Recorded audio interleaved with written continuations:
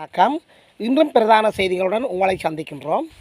செம்மணியில் மீட்கப்பட்ட மனித எச்சங்கள் இன்னும் ஒரு மனித புதைகுழியா? பாடசாலைக்குள் அரசியல்வாதிகள். பிரதமர் கரணியின் கருத்து அவராகவே தோற்றார். பிரதமரின் வருகை யாழ்ப்பாணத்தில் உயர் பாதுகாப்பு. இலங்கையின் வரலாற்றில் பலவீனமான அரசாங்கம். தேசிய மக்கள் சக்தி மீது சஜித் நேற்று கடும் தாக்கு. இளங்குமரன் எம்பி விபத்தில் காயம். பாடசாலை கல்வி முறை இலங்கையில் படுதோல்வி. மேலதிக வகுப்புக்கு காரணம் அதுவே பிரதமர் கருணை ஒப்புதல். பிரபாகரன் ஒளிப்படத்தை பயன்படுத்த தடை விதிக்குக போன்ற செய்திகளின் விரிவாக்கத்தை இனிவரும் காணொலியில் பார்ப்போம். இது போன்ற காணொலிகளை நீங்கள் பார்ப்பதற்கு எமது காணொலிக்கு நீங்கள் முதல் தடவையாக வந்திருந்தால், எமது காணொலியை நீங்கள் பார்ப்பதற்கு ஆர்வமுள்ளவராக இருந்தால், அல்லது எமது காணொலி சேவையை தொடர்ந்தும் சப்ஸ்கிரைப் பண்ணாமல் தொடர்ந்து பார்ப்பவராக இருந்தால் தயவாக கேட்கின்றோம். சப்ஸ்கிரைப் பண்ணுங்கள், ஷேர் பண்ணுங்கள், கமெண்ட்ஸ் பண்ணுங்கள், லைக் பண்ணுங்கள். உங்களுடைய சப்ஸ்கிரைப் தான் உங்களுடைய காணொலியின் வளர்ச்சிக்கு மிகவும் உறுதுணையாக இருக்கும். 15,000க்கு மேற்பட்ட சப்ஸ்கிரைப்ஸ்களை பெற்று வெற்றிநடை போட்டு கொண்டிருக்கின்றோம். எனவே உங்களுடைய மகத்தான ஆதரவு எங்களுடைய காணொலியின் வளர்ச்சிக்கு பெரிதும் துணை புரியும். எனவே எமது குடும்பங்களின் சார்பில் உங்களுக்கு நன்றிகளை தெரிவித்துக் கொள்கின்றோம். தொடர்ந்தும் அருகில் இருக்கின்ற பெல் ஐக்கோனை அழுத்தி நாங்கள் போடுகின்ற காணொலிகள் அனைத்தையும் உடனுக்குடன் நீங்கள் பார்க்கக்கூடியவாறான அந்த நோட்டிஃபிகேஷனை ஏற்படுத்திக் கொள்ளுங்கள். தொடர்ந்தும் நாங்கள் காணொலிக்கு செல்வோம். செம்மணியில் மீட்கப்பட்ட மனித எச்சங்கள் இன்னும் ஒரு மனித புதைகுழியா? தீவிரமாக ஆராயப்பட வேண்டும் என கஜேந்திரகுமார் எம்பி வலியுறுத்து. யாழ்ப்பாணம் செம்மணியில் மண்டையோடு உட்பட மனித எச்சங்கள் மீட்கப்பட்ட பகுதி மனித புதைகுழியாக இருக்க வாய்ப்புள்ளதாக சந்தேகிக்கப்படும் நிலையில் அது தொடர்பில் தீவிரமாக ஆராயப்பட வேண்டும் என்று நாடாளுமன்ற உறுப்பினர் கஜேந்திரகுமார் பொன்னம்பலம் தெரிவித்துள்ளார்.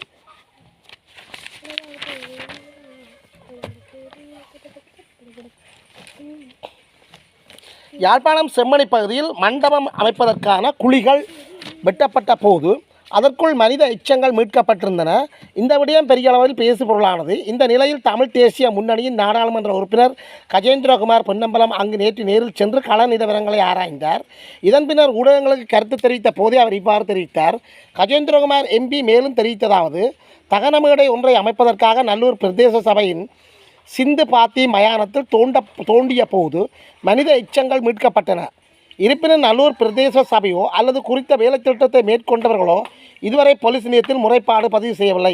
எமது கட்சியைச் சேர்ந்த ஒருவர் இந்த மயான நிர்வாகத்தில் உள்ளார். ஆதலால் நாங்கள் போலீஸ் நிலையத்தில் முறைப்பாடு செய்ய நடவடிக்கைகளை மேற்கொண்டுள்ளோம். இந்த பிரதேசமானது அன்னளவாக 600 தமிழ் பொதுமக்கள் திட்டமிட்டு படுகொலை செய்யப்பட்டு புதைக்கப்பட்ட இடமாக சொல்லப்படுகின்றது. கிருசாந்தி படுகொலை வழக்கில் குற்றவாளியாக தீர்ப்பு வழங்கப்பட்ட நபர் தெரிவித்த தகவல்களின் அடிப்படையில் செம்மணியில் இடம்பெற்ற படுகொலைகள் அம்பலமாகின. அவர் 10 இடங்களை கூறிய நிலையில் அவற்றில் 2 இடங்களில் மாத்திரமே தேடுதல் நடவடிக்கைகள் மேற்கொள்ளப்பட்டன.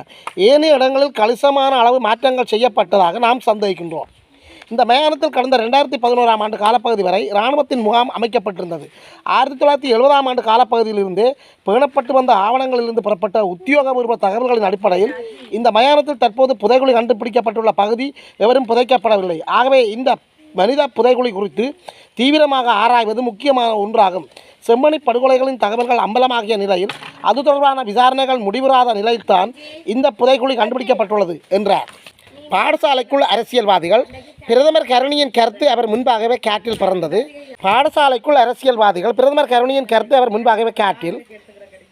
பாடசாலைக்குள் அரசியல்வாதிகள் செல்லக்கூடாது, அங்கே அரசியலுக்கு இடமில்லை என்று கூறி வரும் பிரதமர் கருணி தனது கருத்துக்களை தானே மீறும் வகையில் நடந்து கொண்டுள்ளார்.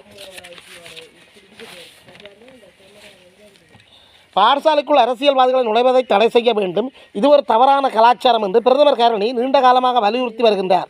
இடைக்கால அரசாங்கம் அமைக்கப்பட்டிருந்த காலத்திலும் அதற்கு பின்னரும் கூட இந்த கருத்துக்களை அவர் வலியுறுத்தி இருந்தார். ஆனால் யாழ்ப்பாணத்துக்கு நேற்று பயணம் மேற்கொண்ட பிரதமர் கருணி பாடசாலையில் ஒன்றில் நடைபெற்ற நிகழ்வில் கலந்து கொண்ட போது யாழ்ப்பாணத்தைச் சேர்ந்த அமைச்சர் ஒருவரும் தேசிய மக்கள் சக்தியின் நாடாளுமன்ற உறுப்பினர்களும் அந்த நிகழ்வில் கலந்து கொண்டுள்ளனர். தேசிய மக்கள் சக்தியின் இந்த நடவடிக்கை சமூக ஊடகங்களில் பெரும் விவாதத்தை ஏற்படுத்தியுள்ளன. தேசிய மக்கள் சக்தியினர் சொல்வது ஒன்றாகவும் செய்வது இன்னொன்றாகவே இருக்கின்றது என்று அரசாங்கத்துக்கு எதிராக கடுமையான விமர்சனங்கள் முன்வைக்கப்பட்டு வருகின்றன. பிரதமரின் வருகை யாழ்ப்பாணத்தில் உயர் பாதுகாப்பு. பிரதமர் கருணி அமரசூரியவின் வருகையால் யாழ்ப்பாணம் மாவட்டத்தில் விசேட பாதுகாப்பு ஏற்பாடுகள் செய்யப்பட்டிருந்தன.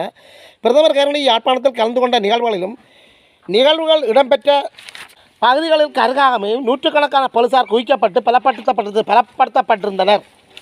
இலங்கையின் வரலாற்றில் பலவீனமான அரசாங்கம் தேசிய மக்கள் சக்தி மீது சஜித் நேற்று கடும் தாக்குதல். சுதந்திர இலங்கையின் வரலாற்றில் தோன்றிய மிகவும் பலவீனமான அரசாங்கம் என்றால் அது தேசிய மக்கள் சக்தி தான் என்று எதிர்க்கட்சித் தலைவர் சஜித் விமர்சித்துள்ளார். பிரதான எதிர்க்கட்சியான ஐக்கிய மக்கள் சக்தியின் தலைமையகத்தில் நேற்று நடைபெற்ற செய்தியாளர் சந்திப்பிலேயே சஜித் இவ்வாறு தெரிவித்துள்ளார். அவர் மேலும் தெரிவித்ததாவது: இன்று நாடு மிகவும் பலவீனமான பாதையில் பயணித்து வருகின்றது. வெளிநாட்டு முதலீட்டாளர்கள் வெளியேறி வருகின்றனர். முதலீட்டாளர்களை தக்க வைக்க அரசாங்கம் எந்த நடவடிக்கையும் எடுக்கவில்லை. 2028ஆம் ஆண்டு நாங்கள் நாணய நிதியத்துக்கு கடன்களை திருப்பிச் செலுத்த வேண்டிய நிலையில் உள்ளோம். ஆதலால் இது தொடர்பில் கவனம் செலுத்த வேண்டும். கடன்களை திரும்பச் செலுத்த வேண்டுமானால் நாட்டின் வருமானத்தை அதிகரிக்க வேண்டும். அப்போதுதான் எம்மால் மீண்டு வர முடியும். ஆனால் அதற்குரிய எந்த திட்டங்களும் தற்போதைய அரசாங்கத்திடம் இல்லை. உள்ளூராட்சி தேர்தலுக்கும் நாம் தயாராகவே உள்ளோம். பலவீனமான அரசாங்கத்துக்கு எதிர்வரும் உள்ளூராட்சி தேர்தலில் பாடம் கற்பிக்கப்படும் என்றார். அனைத்து இன மக்களினதும் சுய கௌரவம் பாதுகாக்கப்படும். பிரதமர் கருணி யாழ் தெரிவிப்பு: இலங்கையின் விசேட அம்சமே இன பல்வகைமைதான். ஆதலால் அனைத்து இன மக்களினதும் உரிமைகளும் கௌரவங்களும் பாதுகாக்கப்படும். அதற்குரிய நடவடிக்கைகளை நாம் முன்னெடுப்போம் என்று பிரதமர் கருணி தெரிவித்துள்ளார். யாழ்ப்பாணத்துக்கு நேற்று வருகை தந்திருந்த பிரதமர் கருணி வழக்கம்பறையில் நடைபெற்ற மக்கள் சந்திப்பில் கலந்து கொண்டார். அவர் உரையாற்றும் போது அவர் இவ்வாறு தெரிவித்துள்ளார்.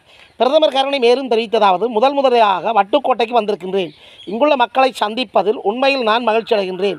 இந்த நாட்டின் வரலாற்றை மாற்றி எழுதும் பெருமை வட்டுக்கோட்டை மக்களுக்கும் உள்ளது. சாதாரண விவசாய குடும்பத்தில் பிறந்து வளர்ந்த ஒரு குடிமகனை இந்த நாட்டின் ஜனாதிபதியாக நீங்கள் மாற்றியிருக்கின்றீர்கள். நாடாளுமன்றத்தில் இன்று பாரிய மாற்றம் ஏற்பட்டிருக்கின்றது. உங்களின் பிள்ளைகளை, உங்களுடன் தெரிந்தவர்களை, உங்களின் உறவுகளை இன்று நாடாளுமன்ற உறுப்பினர்களாக தெரிவு செய்யப்பட்டிருக்கின்றார்கள். உங்களின் பிரச்சனைகளை அவர்கள் நேரடியாக அறிவார்கள். அவர்கள் உங்களுக்காக அர்ப்பணிப்புடன் வேலை செய்ய உள்ளார்கள்.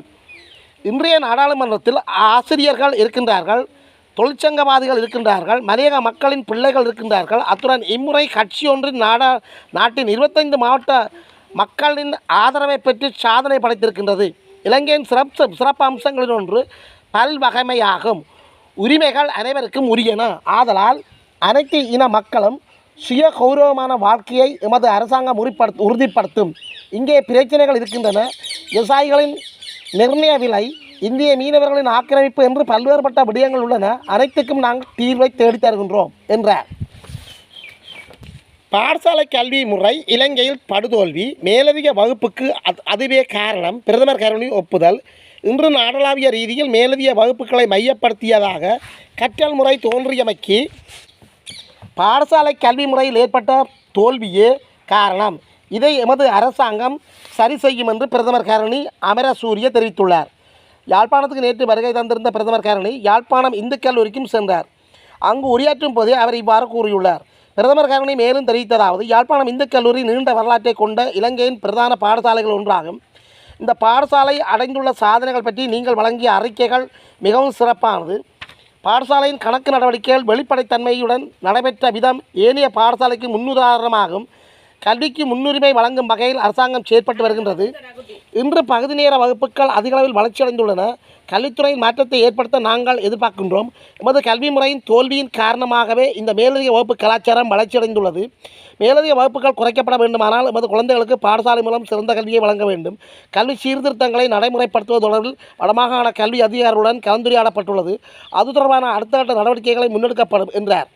நிகழ்வில் கடத்தொழில் அமைச்சர் சந்திரசேகரன், கல்வி அமைச்சின் செயலாளர் நாலக கழுவெள, தேசிய மக்கள் சக்தி நாடாளுமன்ற உறுப்பினர்கள் உள்ளிட்ட பலரும் கலந்து கொண்டனர்.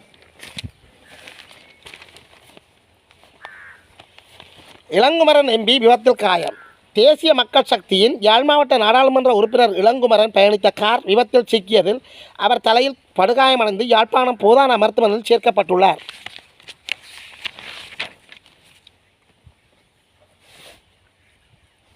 தரங்கிழப்பு பகுதியில் இந்த விபத்து சம்பவித்துள்ளது.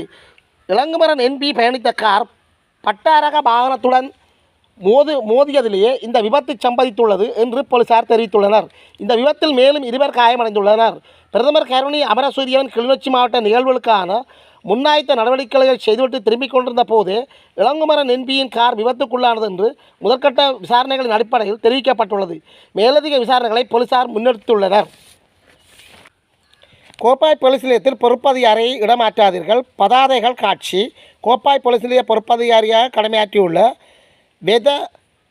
வெத கெதராவை இடமாற்றம் செய்ய வேண்டாம் என கோரி கோப்பாய் போலீஸ் நிலைய எல்லைக்குட்பட்ட பல பகுதிகளிலும் நேற்று முன்தினம் வெள்ளிக்கிழமை பதாதைகள் காட்சிப்படுத்தப்பட்டுள்ளன. மாற்றாதே 2 மொழிகளும் தெரிந்த போலீஸ் நிலைய பொறுப்பதிகாரியை மாற்றாதே எனும் வாசகம் அடங்கிய பதாதைகளை இவ்வாறு காட்சிப்படுத்தப்பட்டுள்ளன. கடந்த 3 வருடங்களாக கோப்பாய் போலீஸ் நிலைய பொறுப்பதிகாரியாக கடமையாற்றி வந்த குறித்த போலீஸ் அதிகாரி நாடளாவிய ரீதியில் போலீசார்களுக்கு வழங்கப்பட்ட இடமாற்றத்தில் பதிலைக்கு இடமாற்றம் செய்யப்பட்டுள்ளார் என்பது குறிப்பிடத்தக்கது.